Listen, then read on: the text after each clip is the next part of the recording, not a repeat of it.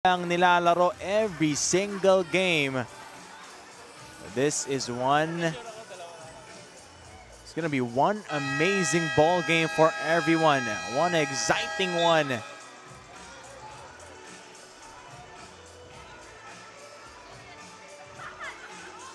Still, patapos ng ating day number 1. Bukas po, andi dito pa rin tayo.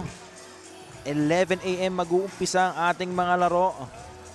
Doon na papasok yung ating celebrity division, celebrity games. But of course, focus muna tayo dito sa ating napakagandang laro. Pilipinas Aguilas and Maurice Lacroix. Parang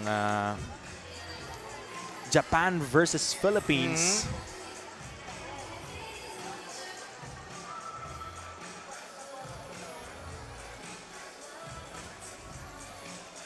And this would be a good challenge for Pilipinas Aguilas, and with Maurice Lacroix being very clinical with their attack. But again, for the third straight game, who can stop Naoko Honda? And that's going to be a challenge for Jasmine Hozon. Yep. I think she will be guarding Naoko Honda most of this game.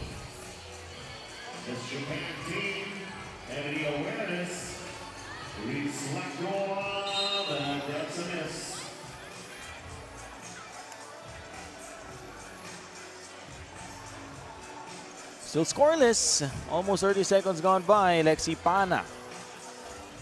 There go Jasmine Hozon. Lets it fly a couple of feet beyond the arc.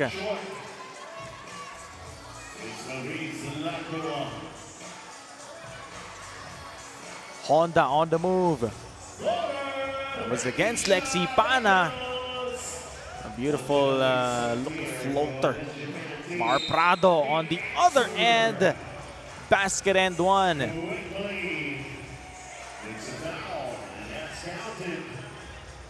you see it.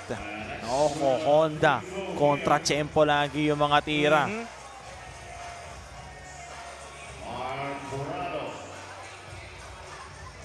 Again, how this team plays. Itong Maurice Lacroix. Nothing fancy. No stat sheet fireworks. No explosive highlights. Just getting the job done. Yeah, that's the most important thing, really. Ayun! A 2-pointer is in for Nozomi Kato.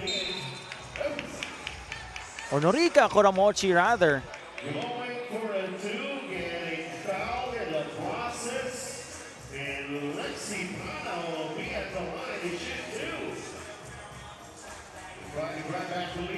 Lexi Pana will be shooting 2 free throws for Pilipinas Aguilas. She missed the first.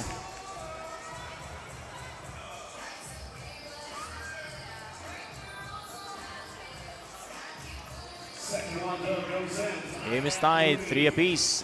Tina Goitinko is in the ball game. Naoko Honda. Now, this is going to be a challenge for Naoko, no? Kasi yung mga babantay sa kanya, for example, Lexi Pana, Trina Goitinko, kaya siyang sabayan, Yeah, mas matangkad pa sa kanya. Tougher assignment for Naoko Honda, but as we've seen, score, and she's just every essence of the word defines Naoko Honda.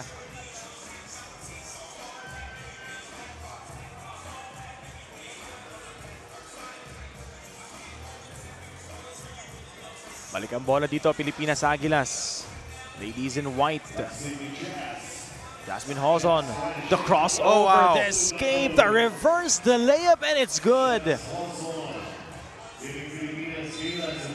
That's also a nice read on the part of Lexi Pana, just giving Kuramochi no resistance.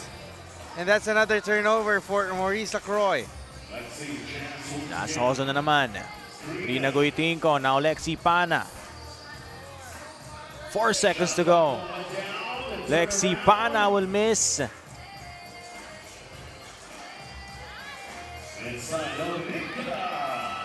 Kuramochi down low, seeing that she's got a size advantage against Trina. 4 seconds to go. Jasmine Hozon. Oh, nice fake. Wow! Getting her defender up in the air.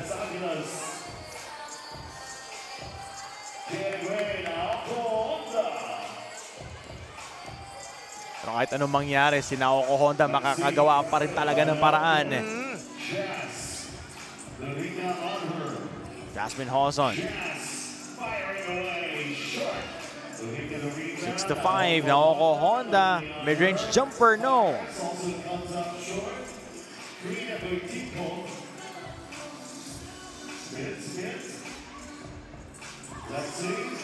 Lexi Pana firing away. Shot clock down to 3.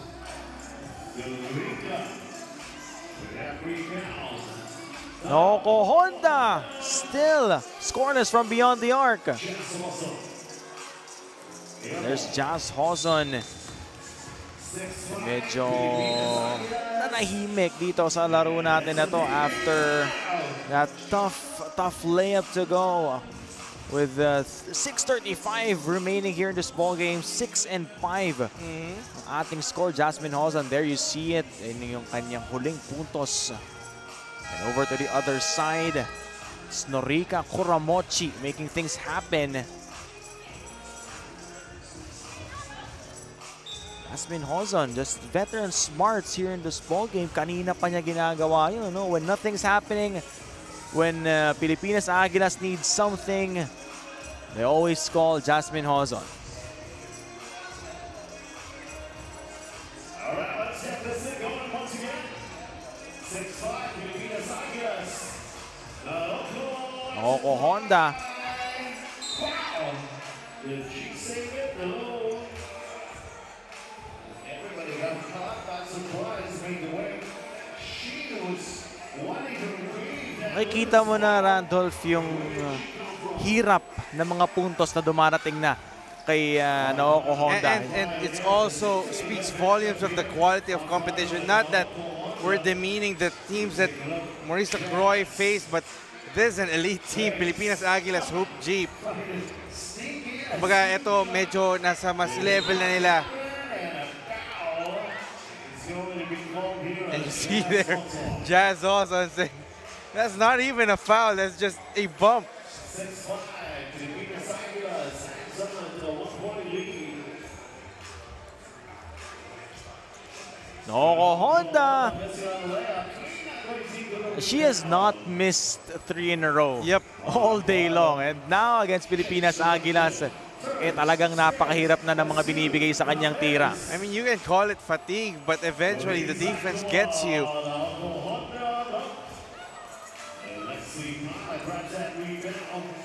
Lexi Pana going all the way to the left, and he scores. She scores, rather. Pilipinas Agilas.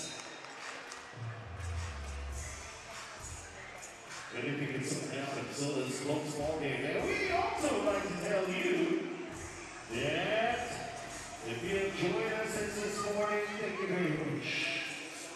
A turnover on the side of Maurice Lacroix. 5:22 remaining. 7:05 is the score. 7:05 is the score. Both teams with a couple of fouls each. Lexi Pana on the drive. Lexi Pana, this time she goes right. All to your pleasure for this particular weekend. Norika Kuramochi, great seal on Katrina Goitinko. 2-point game. Let's see behind the back dribble. The step back just didn't happen. And Norika saves it to Mar Prado. Now Trina Goitinko's wide open. Mar Oh, wow. Prado, offensive board! What an effort from Mar Prado. Coming out of nowhere for that rebound. And that deserves a replay. Everyone thought that the purple shirts will get it, but Mar Prado just coming out of nowhere for that rebound.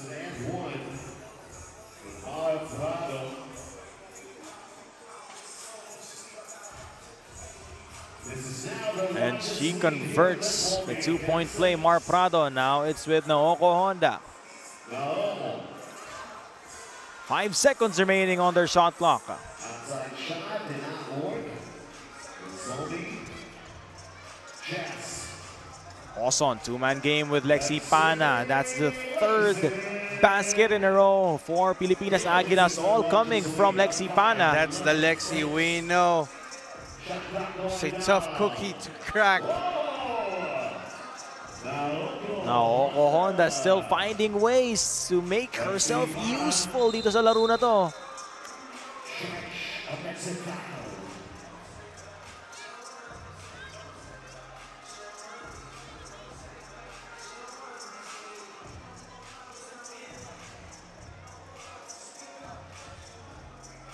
Or 05.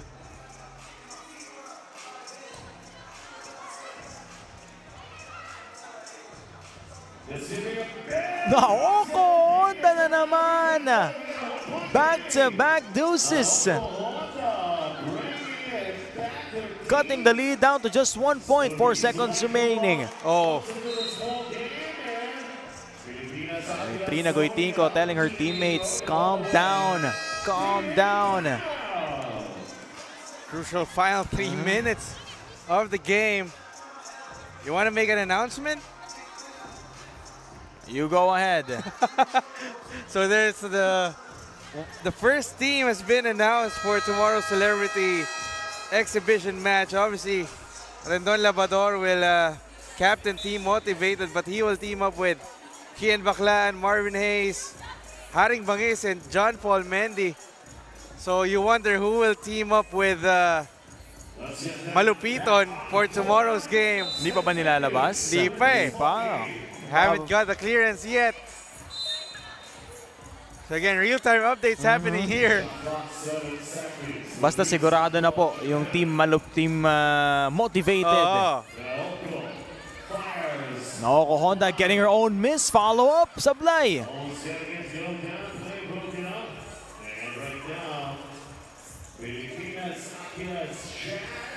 Lexi Pana from Jasmine Hozon trying to work her way inside, fading away. Everything but the shot.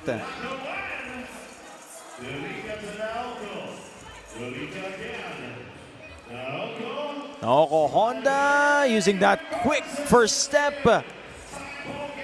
5-ball game at 11. 5-point lead from Pilipinas Aguilas. Nawala bigla. Lexi getting her own miss. Lost her footing on the way down.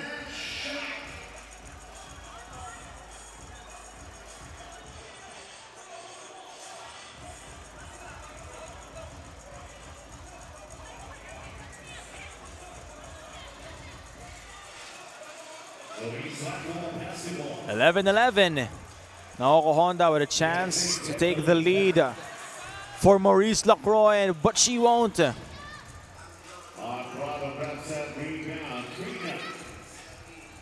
Mar Prado spinning, swirling. That's a tough stance by Kuramochi. Wow! Oh! 2-point lead for Maurice Lacroix. Norika Kuramochi. Who did they go to? Mar, firing, unable. Good boxing out. Whoa! That one is good. Naoko Honda gives Maurice Lacroix a 3-point lead, but Katrina Goitinco cuts it to just 2.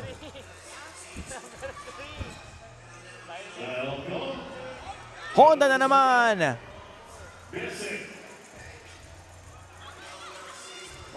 Oh, nawala kay Trina yung bola. Nozomi Kato, now Honda knocks down the deuce. Talk about playing at the biggest moments. Naoko Honda just putting the final nail in the coffin. But Mar Prado, hindi yan papayag na ganong-ganon na lang sila matatalo. Naku, kaso pumasok na naman. That's their fourth two-pointer in the last 4 minutes. Make that their fifth. And Naoko Honda wants to finish this. And she will!